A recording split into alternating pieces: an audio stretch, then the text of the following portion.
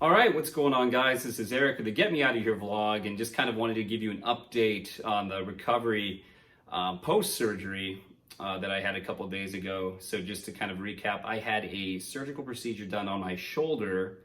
I had a condition called clavicle osteolysis. Apparently I worked out too much in my 20s, and where my collarbone connects to my shoulder bone, there was a lot of some fracturing going on. So it looks like I had an MRI done a couple months ago that confirmed that. And the last year and a half, every time I work out, I've had a lot of pain, particularly in bench pressing or doing any kind of fly movements. I would have a sharp pain at the top of my shoulder, and it would last for weeks. And I would lay off from working out, doing any heavy lifting for a while, get back into the gym after a few weeks of resting, and the pain would just come right back. So really it was, I couldn't get any good workouts in for the longest time. So got this checked out, and just to recap, last fall I saw a hand and shoulder specialist doctor here in the Chicagoland area, in Arlington Heights to be exact. And he took a look at it. I got an x-ray done. He could see there was a little bit of spacing between where my collarbone meets my shoulder bone. That was a little unusual. They tried giving me a cortisone shot, and that didn't do anything for me. Absolutely nothing. The pain was still there. So I had a follow-up procedure, had an MRI done, and confirmed basically what they thought, and it was that it is clavicle osteolysis. Again, it's where there's a little bit of fracturing where the clavicle or the collarbone meets the shoulder bone. So what they were seeing essentially was that there was a lot of rough edging where my collarbone meets my shoulder. So my shoulder, when I went like this, would make a popping noise and caused a lot of pain after a while. So it was, I guess, the rough edges of the collarbone where some of these microfractures took place, rubbing up against my shoulder bone over time. So I had a surgical procedure done 3 days ago to treat this. They made two small incisions, one on this end and one on the back end of my shoulder, and they actually cut back some of my collarbone and smoothed out the rough barbs at the edges of the collarbone as well. They also took a look at some of the nerves going from the shoulder to the bicep to see if there was any issues with that. There wasn't, thankfully for that. That was all good. So the main procedure was just cutting back some of the collarbone and smoothing that out. So basically I wanted to provide a kind of a day-by-day summary of kind of what to expect from my own experience having this surgery done to correct clavicle osteolysis. If any of you guys have similar symptoms or are looking to go through this procedure, hopefully this helps you out. If you have any questions, feel free to leave them below in the comments section. Again, I'm not a doctor, I'm not a professional. This is just my own personal experience having gone through the surgery and kind of what I went through as far as recovery. So the surgical procedure itself went very, very smoothly. Of course, I can't remember any of it. They knocked me out, thank God. But the whole procedure itself for me, I believe, was just about an hour and a half to 2 hours long.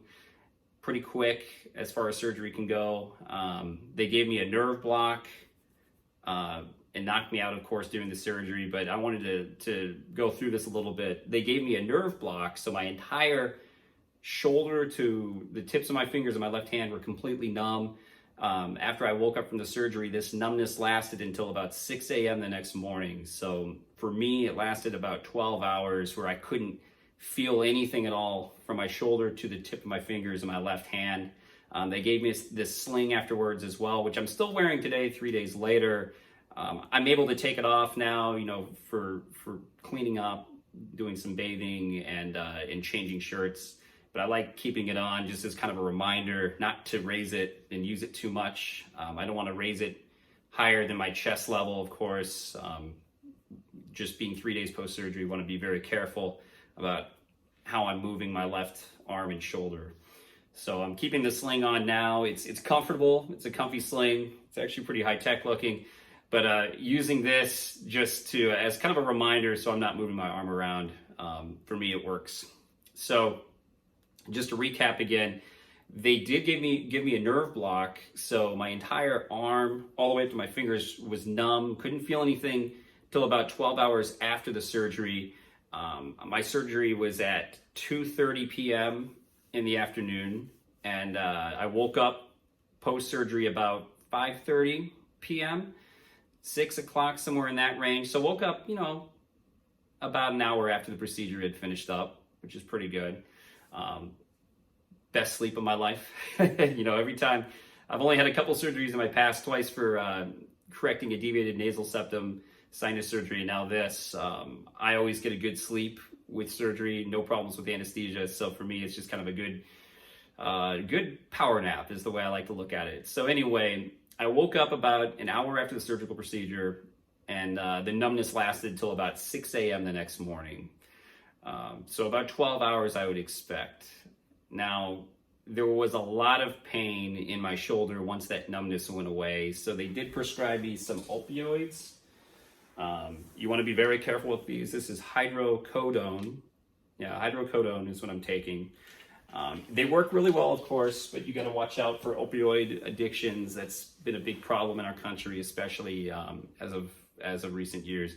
So just be careful. You don't want to be taking those more than a couple days, in my opinion.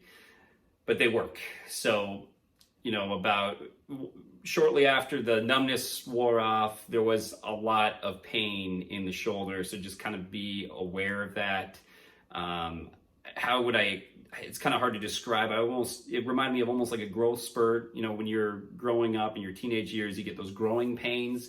I would almost compare it to like a very, very severe growing pain, which would make sense because it's a bone. They cut part of the bone away. But it's just a sharp kind of numbing pain, in the shoulder region. So I highly recommend taking any kind of painkillers. Of course, take what your doctor prescribes you, but this is what I was prescribed. So I took that first thing the night before I went to bed, and first thing in the morning once the numbness went away. It took about 20 to 30 minutes for the pain killers to really kick in and the pain to kind of dissipate a little bit. But I did have a lot of pain that first day after surgery, kind of on and off. So you want to try to get ahead of that with the painkillers. Take the opioid that your doctor prescribes, and then also be following that up with Advil or Tylenol, any kind of ibuprofen. I've kind of been going back and forth, like taking the painkiller and then 2 hours later taking an ibuprofen.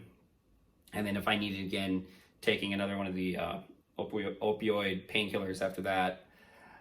So just to recap again, the first day I was in quite a bit of pain.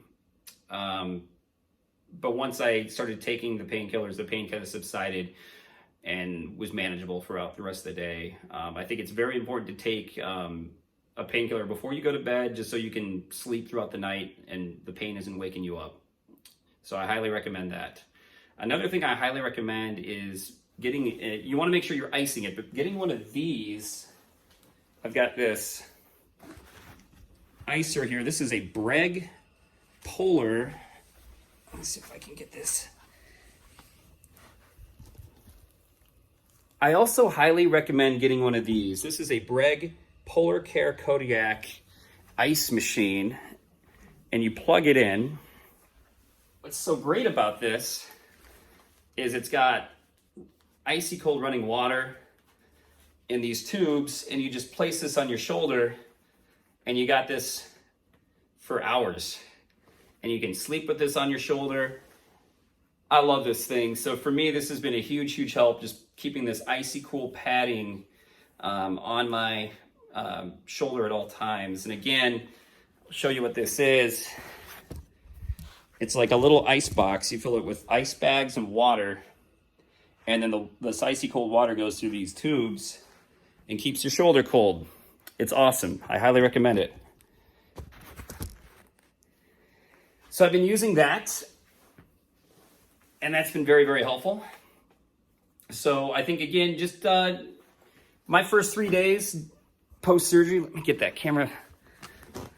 So day one after surgery was really important for me to be balancing the painkillers with ice packs constantly, and also eating healthy meals. It's good to don't start with a big meal, but start small, maybe cook some fish, some chicken and rice, something that's healthy, and just have a couple small meals with lunch and dinner, and make sure you're eating, if you're taking some of these painkillers like the hydrocodone, which I'm taking, to take that with food, because otherwise you can get a little bit nauseous feeling taking that. But with food, I haven't had any issues. So I would say, so far the recovery has been very bearable. I think I've been making pretty quick progress with the recovery overall. Day one, again, there was a lot of pain, but that really started to subside last night. So today is day 3, and I still have some pain up here, but not really anything I've had to take the hydrocodone for, just popping an Advil every once in a while. So for the most part, by day 3, the pain for me has gone down big time. And I've been making a lot more, I feel like I've had a lot more energy today as well. I've been keeping ice packs on this constantly throughout the day, but today I was also able to change shirts, change clothes. I was able to get my arm out of the sling and kind of hang it down for a little bit. I was even able to take a shower today. I put some saran wrap around the shoulder where the stitches are. And I stood outside the shower, ran the water, and just shampooed my hair with my right hand, and then just kind of ran the water around the rest of my body, standing inside the shower to make sure I kept this out of the water, kept it clean. So I was able to shower today. I was able to change shirts and put the sling back on over my button-up. I highly recommend wearing a button-up shirt, guys, if you're doing this. That way you can just kind of slide the sleeve through your other arm, and you can keep it unbuttoned partly. If the sling is uncomfortable, you can button it up. It's easier to change out and change into. So I highly recommend wearing a baggy button-up shirt for the recovery days. Keep with the icing, keep with the painkillers, but trying to get more onto the ibuprofen, at least after the first couple days. So I think today will be the last day. I'm going to take one more hydrocodone before I go to bed tonight, and I think I'm going to be done with the opioids. So for the rest of this recovery, I'm hoping to just stick to ibuprofen. So yeah, overall, I think the recovery has not been that bad. Hopefully the surgery was worth it. I've got my follow-up doctor appointment on Tuesday next week, so about 7 days after the surgery itself. And hopefully I can get the sling taken off at that point and start working in some physical therapy exercises to strengthen my shoulder back up. I've heard that it takes about anywhere from 3 to 6 months just to get full strength back in your shoulder and to get to a point where you can start actually working out and lifting heavy again. So I'm not expecting to be jumping right into that, but be taking this, day by day, week by week, and we'll see how things go. I'll keep you guys updated on the progress, but so far, for you guys that are having similar symptoms or looking, for some, descriptions of what to expect after the surgery, hopefully this helps you out a little bit. I could not find a whole lot of information on this surgical procedure at all online prior to getting this, which really kind of surprised me. It's 2020, so what's up with that? But yeah, no, I think overall the first day or two, expect to have some pain in your shoulder, but when you're rotating out between the opioid and the ibuprofen with your painkillers, it's definitely manageable. Make sure you get plenty of rest. Make sure you're putting plenty of ice packs on. And again, I highly recommend this Breg ice machine. It's amazing. That's been like a lifesaver for me, and just keeping it numb and cool, keeping the swelling down. And then just make sure that you're getting some good cooked meals, whether it's fish, chicken and rice, drinking plenty of milk, right? Milk does the body good. You want that calcium, especially with the surgery that has to do with your bones. So, and getting, again, plenty of rest. You also want to stay very hydrated. Drink plenty of water. And one thing that I love is this Topo Chico mineral water. I feel like I'm advocating for all these different products today, product placement. But this stuff is amazing. I get this at Mariano's grocery store in the Chicagoland area. It's just mineral water. I like this stuff a lot. This has been helping me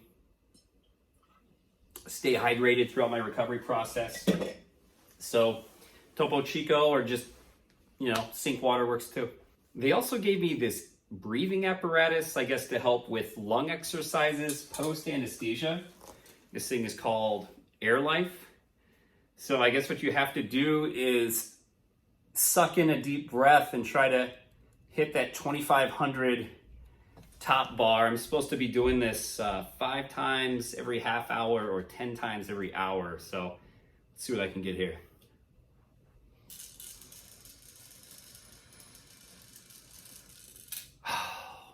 Nail the top. It's a little tricky at first because you have to keep, cheating there, I'm using my bad hand. You have to keep, when you inhale, you have to keep the little blue thing in between these 2 arrows. So it kind of helps, I guess. After anesthesia, I was a little congested, so just kind of keep that in mind. But yeah, something to keep you busy, some air exercises.